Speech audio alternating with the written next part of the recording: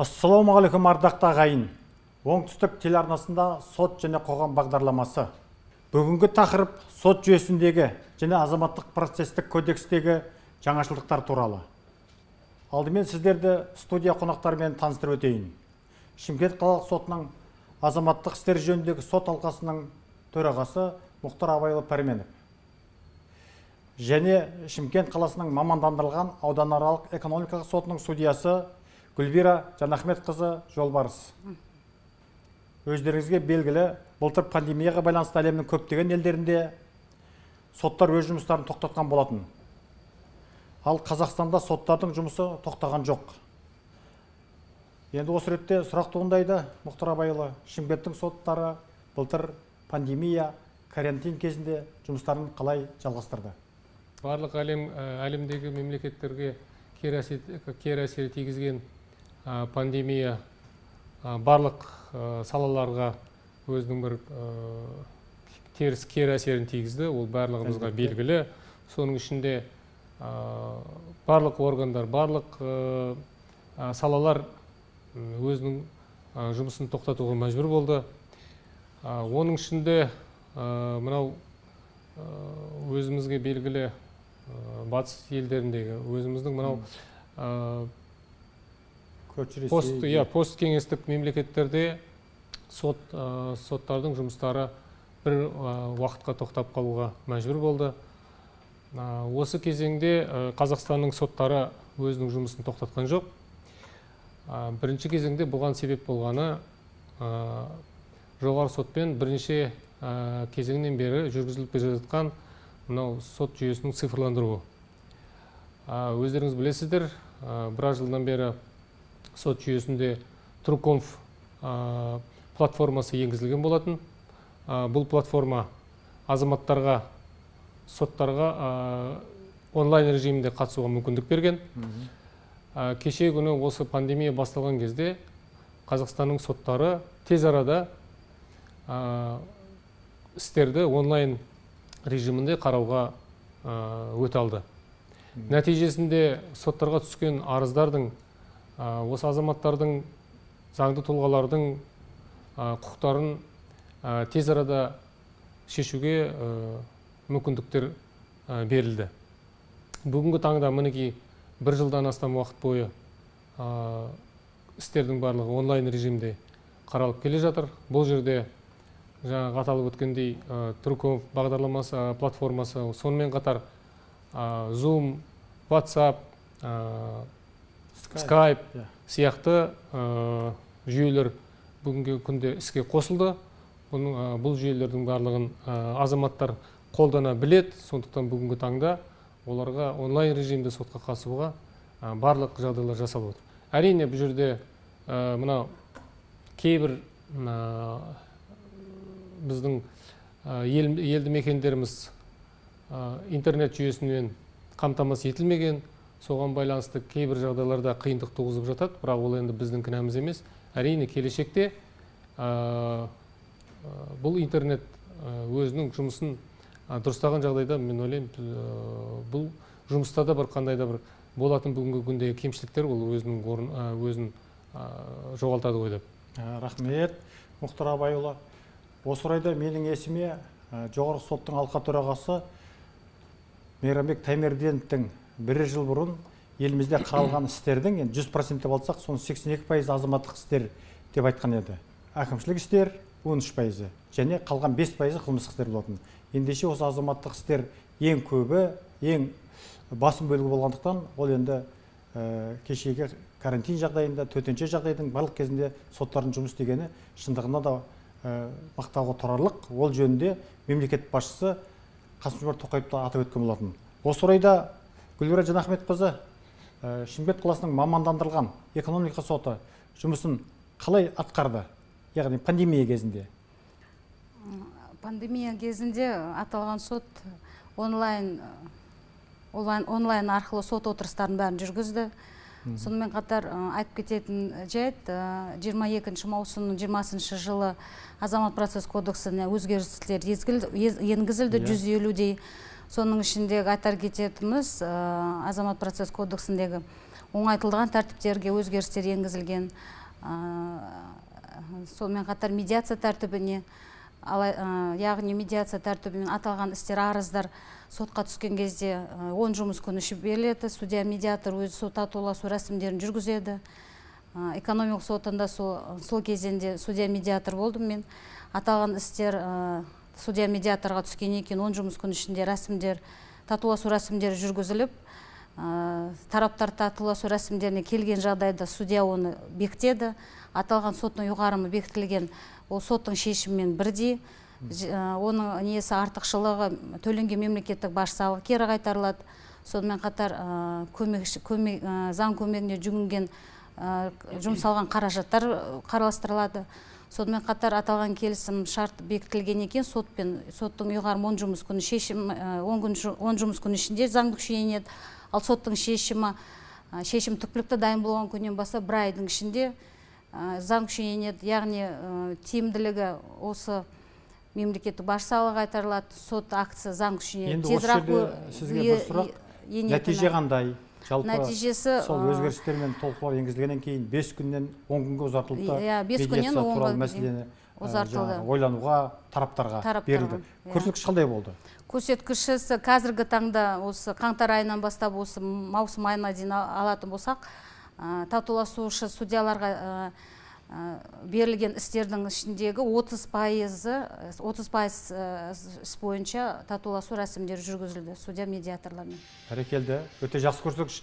Былтыр қандай болған еді ол көрсеткіш? Былтыр енді маусым айында енгізілгенімен соған дейінгісі ол жерде енді ондай тәртіп жоқ еді ғой. Ол кезде бар 10 жұмыс. Біздің қалалық сотта сондай көрсеткіштің бәрі жинақталған, 10%-ның төңірегінде тұрған. Енді ол 20% өскені, 30%-ға жеткені өте бір мақтаулы, жақсы көрсеткіш айтуға болады. Сөзімізді ары қарай жалғастырсақ, Мұхтар Абайұлы, шындығында да өткен жылы қазір айтып өтті, азаматтық процестік кодекске 150-дей өзгерістер мен толықтырулар енгізілді. Оның барлығы да әрине осы азаматтардың сол сотқа қол жетімділігіне, оларға жағдайын жақсартуға бағытталған. Осы бойынша көрермендерге бір кеңірек баяндап берсеңіз, өзгерістер туралы. Мына ең басты енгізілген өзгерістер ол азаматтық процестік кодексіне татуластырушы судьялар деген лауазым енгізілді. Бұл өзгерістердің енгізілуіне бұған дейін жоғары сотпен жүргізілген татуластыру сотқа дейін сотта деген бағдарлама болды. Сол пилоттық жоба 1 жыл көлемінде соттарда өзінің тиімділігін, өзінің өміршаңдығын көрсетіп, бұны заң жүзінде енгізуге болатындығына көз жеткеннен кейін осы аталған өзгерістер кодекске енгізілді. Нәтижесінде мына сотқа түскен арыздар бірінші кезеңде татуластырушы судьяға түседі. Татуластырушы судья аталған арыз бойынша 10 жұмыс күнінің ішінде тараптарды хабар етіп, оларды шақырып, оларға олардың құқықтарын түсіндіріп, сонымен қатар осы татуластыру рәсімдерінің тиімділігін соларға жеткізуге тырысып, артықшылықтарын жеткізіп, осы татуластыру рәсімдерін заңды жүзінде жүзеге асырады.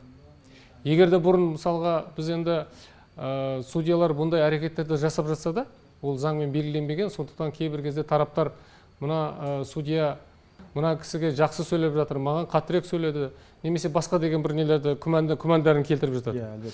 Мына заң енді әрине бүгінгі таңда ондай сөздерге тыйым салып отыр. Енді бүгінгі таңда қандай да бір тарап оны айтамайды. Әр судья міндетті түрде мына татуластырушы судья бірінші кезеңде тараптарды сол татуластыруға шақырады, барлық әрекеттерін жасайды. Егер де ол тараптар жаңағыдай татуласуға келмесе, одан кейін барып ол іс басқа жаңа қарайтын судьяға беріледі.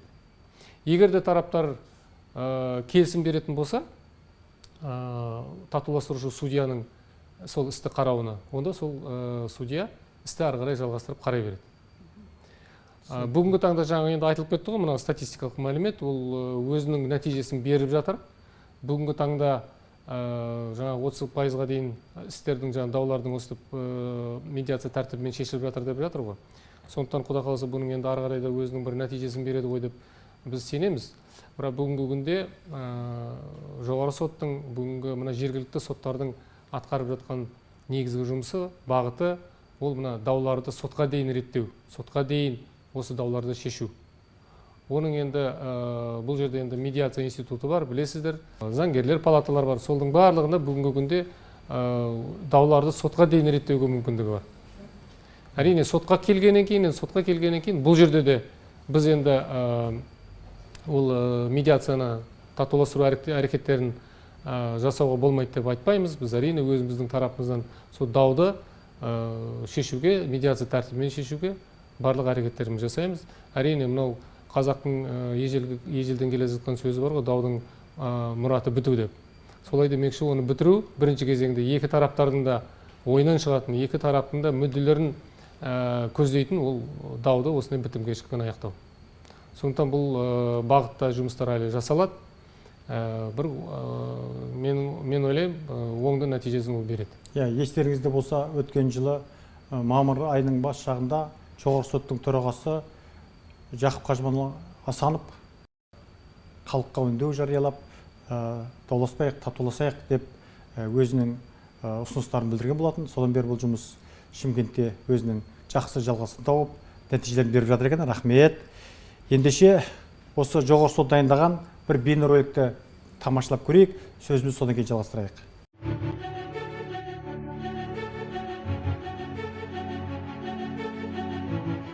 Наша общая задача – воплотить в жизнь концепцию слышащего государства, которое оперативно и эффективно реагирует на все конструктивные запросы граждан. Только путем постоянного диалога власти и общества можно построить гармоничное государство. 2020 жыл Қазақстанның сот жүйесі үшін халық үніне құлақ асатын мемлекет тұжырымдамасы аясында сапалы коммуникация жылы деп жарияланды. Ақпараттық түсіндіру жұмысын күшейту мақсатында жоғарғы сотта коммуникация орталығы құрылды. Оның құрамына соттардың тәжірибелі судьялары мен баспасөз хатшылары кірді. COVID-19 пандемиясының алғашқы күндерінен бастап Қазақстан соттары жаңа жағдайға бейімделді. Азаматтардың сот арқылы қорғалуы бойынша конституциялық құқығына және процеске қатысушылардың денсаулығын сақтауға басымдық берілді. Соттар азаматтарды татуласуға үндей отырып, электронды сот ісін жүргізудің артықшылықтары мен IT-сервистер туралы ақпарат таратып, кең ауқымды түсіндіру жұмыстарын жүргізді. Егер пандемияға дейін күніне 110 процесс бейнебайланыс арқылы өтсе, бүгінде олардың саны 4,5 мыңға жетті. Соттар алғаш рет істерді жаппай қашықтан қарай бастады. Туындаған техникалық ақауларды жою үшін IT мамандар тәулік бойы жұмыс істеді. Әріптестерінің сырқаттануына байланысты судьялар мен мамандардың жүктемесі бірнеше есе артты. Мәселен, бір судья күніне 40-қа жуық істі қарауы мүмкін еді. Осынау қиын кезеңде жоғарғы сот істердің сапасын арттыруға бағытталған қызметін бір сәтке де тоқтатқан жоқ. Жоғарғы сот төтенше жағдайдың енгізілуіне байланысты сот практикасының жекелеген мәселелері бойынша түсіндірмелер қабылдады. Бұған қоса қылмыстық, азаматтық және әкімшілік заңдарға енгізілген түзетулердің негізгі қағидалары жан-жақты түсіндірілді. Іс жүргізу тілін жетілдіру мақсатында мемлекеттік тілдегі сот актілерінің үлгілері жинағы шығарылды. Сот жүйесі туралы өзекті ақпарат ұсынатын Қазақстанның сот төрелігі ахуалы, үрдістері мен келешегі атты жинақ әзірленді. Ол мерзім сайын жаңартылады. Жинақ сот жүйесінің ашықтығын қамтамасыз етуге бағытталған. Заңгерлер көтерген өзекті мәселелер бойынша жетекші ақпараттық порталдарда кең көлемді сұхбаттар жарияланды. Судьялар қауымдастығы үшін маңызды оқиға судьялар съезі өтті. Мемлекет басшысы қатысатын мұндай құрылтайлар 4 жылда бір рет өтеді және сот жүйесінің дамуы үшін айрықша стратегиялық маңызға ие. Өткен жылы судьялар съезі онлайн форматта өтті. Әлемге тараған індет кезінде еліміздің сот жүйесі күрделі сынақтан өтті. Карантинге қарамастан азаматтардың құқықтары мен бостандығын қамтамасыз ету мәселесі күн тәртібінен түскен жоқ. Біз сот процесін ақпараттық технологияның арқасында қашықтан жүргізу форматына жедел көшірдік. Бұл ұтымды әрі оңтайлы шара болды. Коммуникация жылы күрделі жағдайда өтті. Сот төрелігінің ашықтығы мен айқындығын қамтамасыз ету үшін соттар күнделікті жұмыста бар күшін салды. Сот ақпараты күн сайын 2000-нан астам аккаунтта жарияланады. Сот өкілдері азаматтардың сұрақтарына жауап береді және заңдарды түсіндіреді. Халықпен кері байланыстың заманауи тәсілдері енгізілді. Тікелей эфирде брифинг өткізу жаңа үрдіске айналды. Брифингтің тақырыбы нақты істің қоғамда қызу талқылануымен байланысты. Сот актісін істі қараған судьяның өзі түсіндіреді. Коммуникация орталығы өзекті тақырыптар бойынша заңгерлермен, журналистермен және блогерлермен сарапшылық кездесулерді ұйымдастырып келеді. Сапалы коммуникация жылы нәтижелі өтті. Сот жүйесінің өкілдері азаматтармен өзара іс-қимылдың жаңа тәсілдерін меңгерді. Және жұмыстың бұл форматы алдағы уақытта да жалғасатын болады. 2021 жылды жоғарғы сот төрағасы болжалды сот төрелігі және әкімшілік әділет жүйесін енгізу жылы деп жариялады.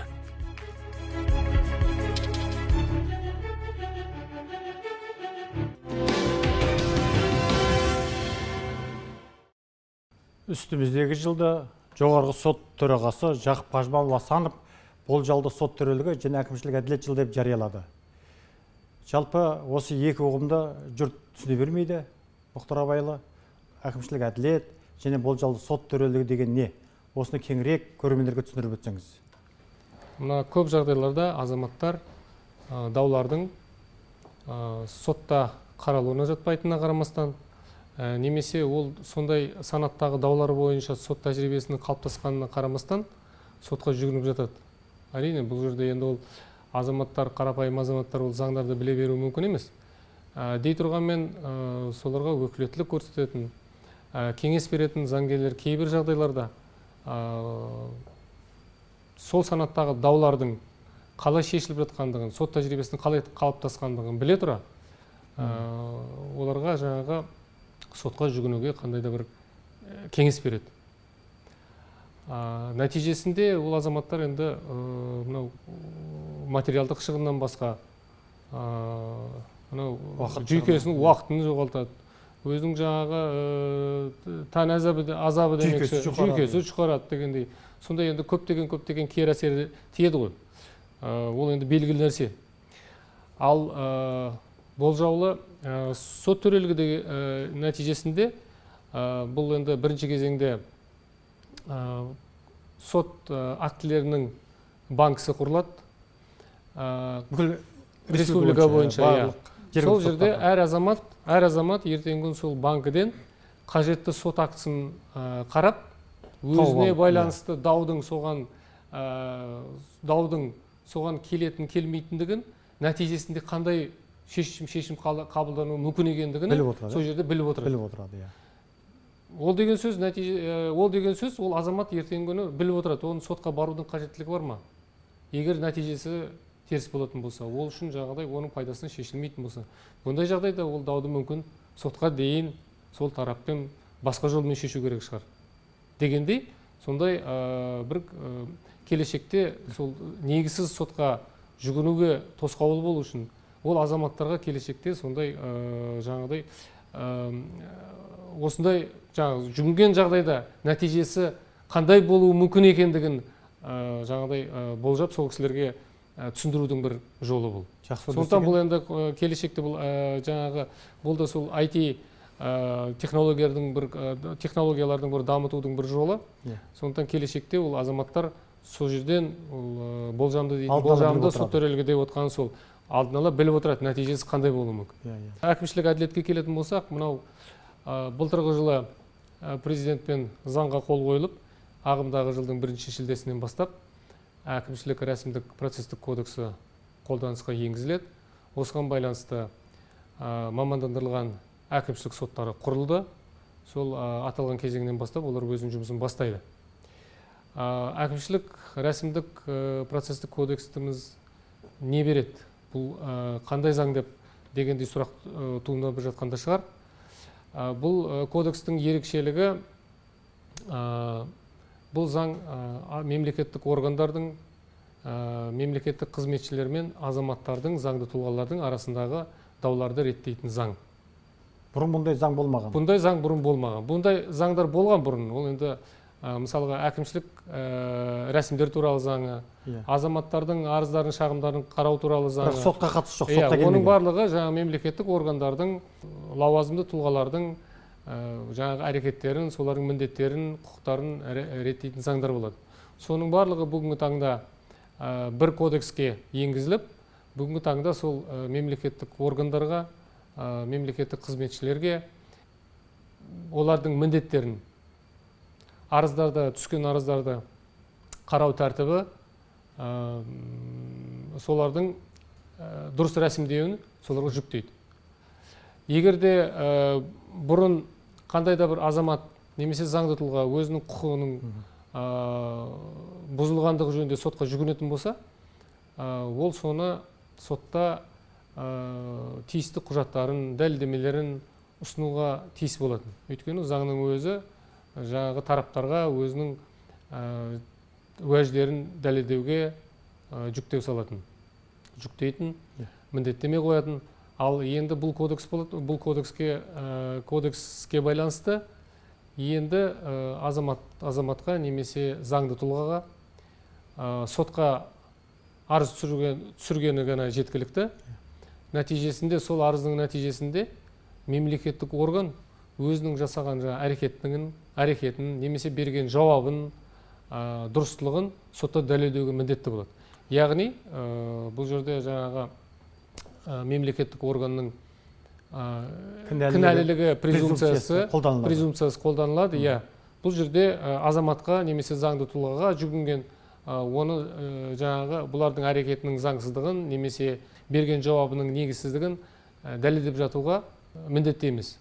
Бүгінгі таңда осы 1 шілдеден бастап е-өтініш деген іске қосылады. Ол жүйеге байланысты мемлекеттік органға жүгінген азаматтардың арыздары автоматты түрде тіркеледі.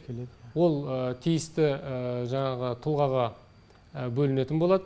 Сол тиісті тұлға нәтижесінде, соның тексеру нәтижесінде өзінің тиісті жауабын немесе сол шешім қабылдауға міндетті болады.